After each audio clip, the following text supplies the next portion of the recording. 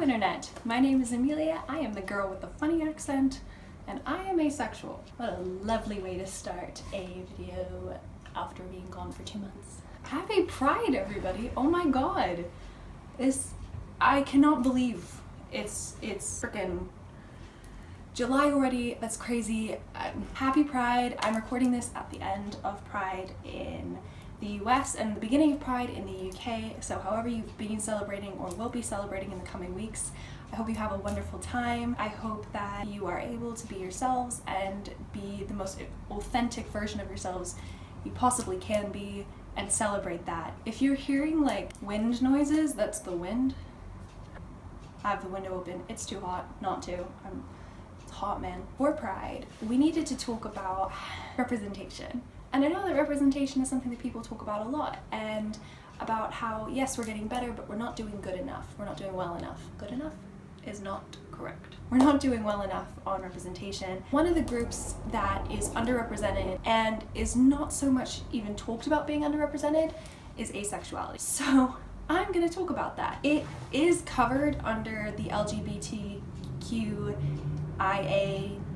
umbrella. It is, that's what the A stands for. But at the same time, people don't tend to consider it, and a lot of people don't even think it exists. Today I'm going to define what asexuality is.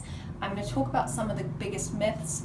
I'm going to answer the most commonly asked questions I get asked about asexuality, and then I'm going to talk about the sorts of representation we have, spoiler alert, not much, and how we can do better and what we need to do going forward. So let's dance before this gets too intense. Where have I been the last couple of weeks? Well, I have been so busy. I have been working, my research doubled, I had family come and visit. It's just been so hectic. So stick around to the end of the video and I'll talk about what I'm going to do going forward. So what is asexuality? Asexuality is not feeling sexual attraction. That's it. So sexuality is when you feel sexual attraction. Asexuality is when you don't. I don't know, it's pretty self-explanatory. Just like sexuality is a spectrum, asexuality is a spectrum. So you can go from being completely self-repulsed to being sexually attracted in certain situations, and they all have their own lovely definitions to create their own little asexual community. Asexuals take up about 1% of the population, and I'm sorry, Aromantics, I don't know your percentage numbers. Don't kill me. I'm gonna get back to that too, because there is a difference between asexual and aromantic, and it's one of the biggest things I wanted to clear up because it's not the same thing. That's basically what asexual means. There are a couple of other definitions that I'm gonna throw out there. There's demisexuality is when you only feel sexual attraction when you have a deep emotional bond with someone. Demi-romanticism is the same. You feel romantic attraction when you have a deep emotional bond with someone. Then there's gray asexuality, which is how I identify, and that is you feel sexual attraction on very rare occasions. It happens occasionally, but most of the time you don't. And then there's the term sex repulsed, which, personal preference, which means that you don't feel sexual attraction at all under any circumstances, nothing. That's what people tend to think of as asexual, but that's not necessarily what it means. I'm gonna start by debunking some myths about asexuality because there are a lot. Myth number 1, it doesn't exist. Well, fuck you then. Asexuality absolutely exists. And here, I'm gonna adjust my camera because I'm paranoid here. A lot of people think that asexuality just means that you have a low libido. That is not true in the slightest. Asexual people can have their own high libido. They just have their own different ways of tending to those needs. Whereas other people might have a low libido. People like to think that asexuality isn't real, it's just a term people give themselves to feel normal because they don't have a high sex drive. That isn't true. Asexuality exists, it's a real thing, and it doesn't have anything to do with door slamming because of the wind. It doesn't have anything to do with your libido or sex drive, it's about sexual attraction. And on the romantic side, it's about romantic attraction. So, myth number 2, if you are asexual and you have sex in a relationship, it means you're not asexual and is therefore proof that asexuality doesn't exist. Okay, So like I said before, asexuality does not mean you don't have a sex drive. Maybe you're a demisexual who feels sexual attraction when you have a deep emotional bond with someone, you're in a romantic relationship with them, and then you can feel sexual attraction with that person and have a healthy sex life. Maybe you are closer to the sex repulse end or the gray asexual end of the spectrum, but you agree to participate in sexual activity to please your partner or keep up with your partner. That doesn't necessarily mean you're being forced into sex because it's making you uncomfortable. This is a choice that asexuals make. A lot of asexuals enjoy it. They just don't feel the attraction. And that's a completely separate thing. It does not prove that asexuality doesn't exist.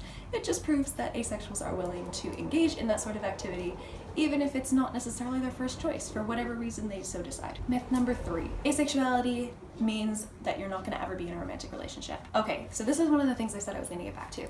Asexuality and aromanticism are not the same thing. This is one of the most commonly mistaken aspects of asexuality. It's one of the things that bothers me the most. I've dated people, not very many people, but I've dated people. I can experience romantic attraction and romantic love. There are people who are aromantic. Now that doesn't mean they're asexual. That might mean that they're perfectly happy to, hit up Tinder and get their sexual attraction itch scratched, but they don't feel romantic attraction and won't be in a romantic relationship. But again, that is even a spectrum. They might only feel romantic attraction when they have a strong emotional bond with someone. It's all a spectrum, it's all different, but the main thing is just because you're asexual does not mean you're aromantic, and just because you're aromantic does not mean you're asexual. They are different things, very different things. And that is something I'm gonna have to come back to again later, because it's one of the most commonly confused aspects when we represent asexuals in the media. Myth number 4, heteroromantic asexuals don't need to come out because they're essentially just straight. If you're asexual, you're not straight. You're not straight. Heterosexual means that you are sexually attracted to the opposite sex. That's why it's called heterosexual. Most heterosexuals are heteroromantic, and most heterosexuals don't need to specify that they're both heterosexual and heteroromantic, because most people think that those two go hand in hand, but they do not. For asexuals, you might be heteroromantic but asexual. You might be homoromantic but asexual. Biromantic, panromantic. You can be any sort of romantic. That does not mean you're any less asexual or that you don't need to come out. For a lot of asexuals, the process of actually coming out is liberating because it means vocalizing this feeling that we are different. There's an expectation around sexuality that everyone in the world feels it. Everyone in the world enjoys sex, they feel sexual attraction, they want to have sex. That's not true. It's just not true. That can be a very freeing thing for someone who does identify as asexual. Next myth, I don't remember what number I'm on now. 5? Myth number 5? Asexuals are not part of the LGBT community. So this is one of the most harmful myths. Asexuals have long been left out of the rest of the LGBTQIA+ community because they're not seen as sexual beings. They're not gay, they're not bi, they just don't like sex, so that should preclude them from being a part of the community. That can be very hurtful because a lot of asexuals want to feel like they have a community to bond around. Some of the less accepting members of the LGBTQ community don't think that asexuals belong there. We do. I will say that the vast majority of LGBTQAI+ people do believe that asexuals belong in the community, but enough of them believe that we don't, to the point where a lot of asexuals won't even try to engage with the community, and that's just really sad. That's not what I want for the world. It's not. So, on that same note, the A in LGBTQIA+ stands for asexual. For a long time, it was said that it stands for ally. I understand that, but those letters mean something to those people they represent. And it means a lot for asexuals and aromantics, which the A stands for. It stands for asexual and aromantic, to feel represented just in a letter. I know it's a lot of letters. I know it can also stand for ally, but if you are going to consider it stands for ally, some people think that it shouldn't stand for ally, some people think that it should. Whatever your stance on whether or not it should stand for ally, it needs to also stand for asexual aromantic, because we exist. Please don't forget about us. More myth. You just need to find the right guy. First, what kind of heteronormative nonsense is that? You just need to find the right guy. Okay. Second, that's not true. It makes you feel inadequate, because it makes you feel abnormal. You are valid. You matter. and you don't just need to find the right guy or girl or whatever people are telling you just need to find. Final myth, so you have PTSD, that's why you don't like sex. Okay, I don't know why there's this weird association with trauma and asexuality. We're not afraid of sex, we just don't want it. I think it's boring as hell. To suggest that our sexuality is a product of trauma is again invalidating and kind of offensive. Please don't suggest that. It's not nice. Frequently asked questions about asexuality. We're about to get really gross and really dirty in here, so if you're not into very frank conversations about sex, skip ahead to this number down below. Do asexuals have sex?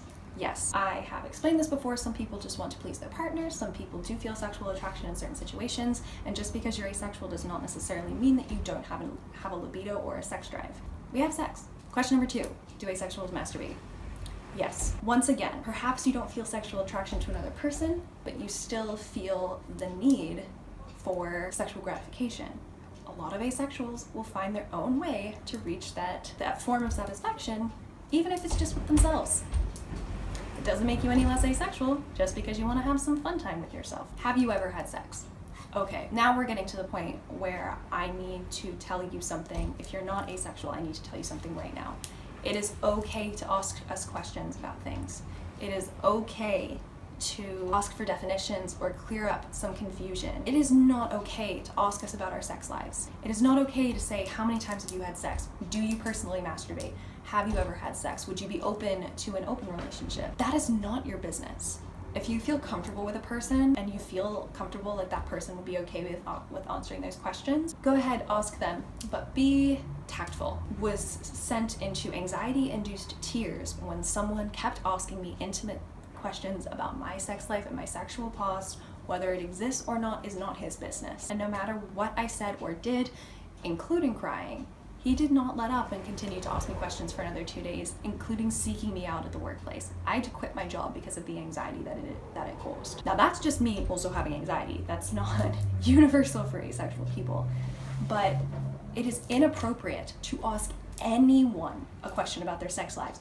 Just because our sexuality suggests that we don't have sex doesn't mean that it's okay for you to ask us. Okay, so let's talk about asexuality in the media, because I gotta tell you something, it doesn't exist. I looked up the TV tropes page, and if you scroll down the TV tropes page, you'll find 3 patterns. 1, very, very short lists. Number 2, more than half of them are word of God. I don't know what it is that there's this aversion to when you're writing stories that you need to say, oh yeah, I've always envisioned this character as asexual. Okay, well then why didn't you say something about it?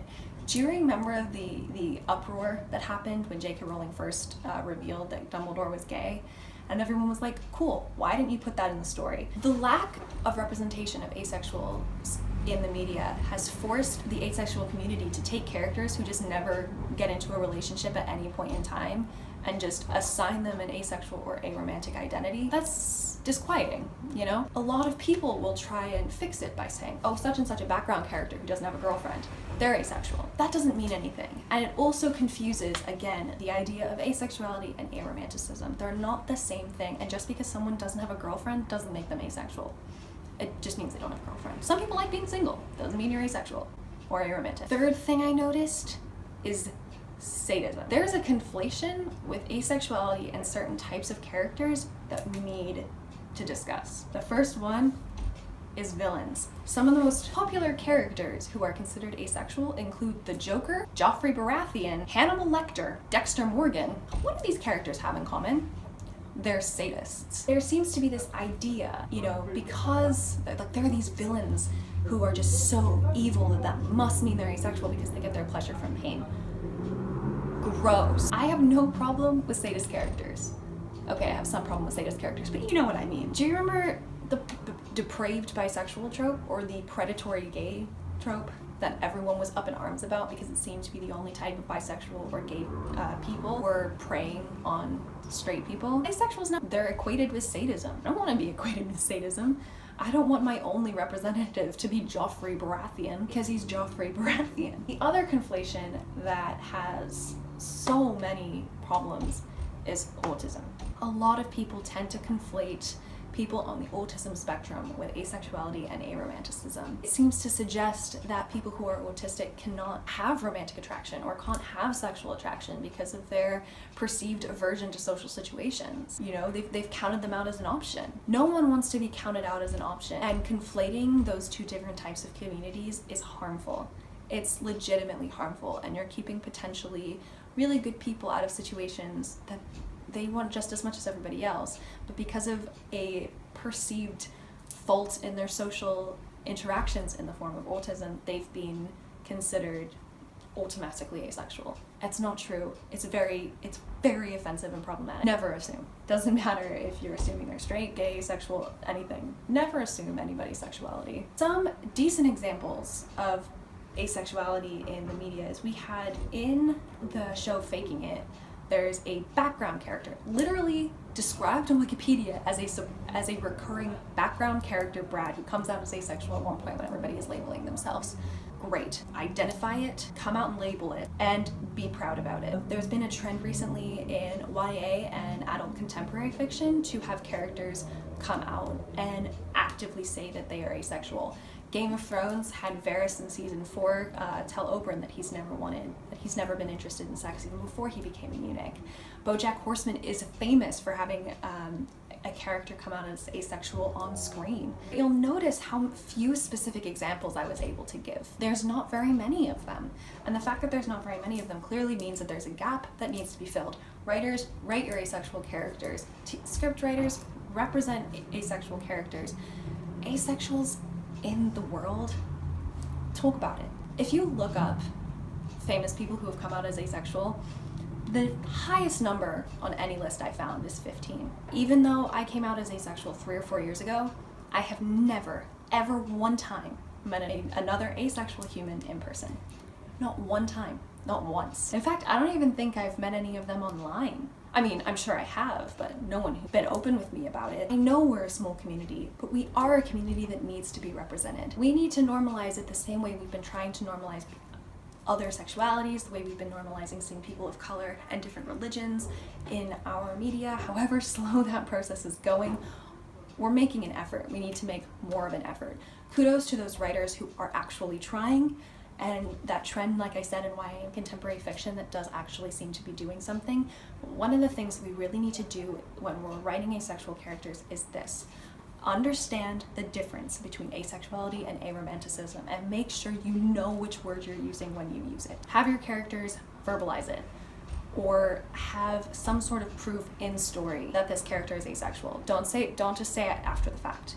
We need to have that verbalized, even if the word isn't said, some sort of proof in story. And third, understand that there are different ways to tell a story. The romance. It's such an easy and obvious subplot to put in to kind of change up your action-based story. I know having an asexual or aromantic protagonist is going to cause some challenges, or even a side character is going to pose its own challenges.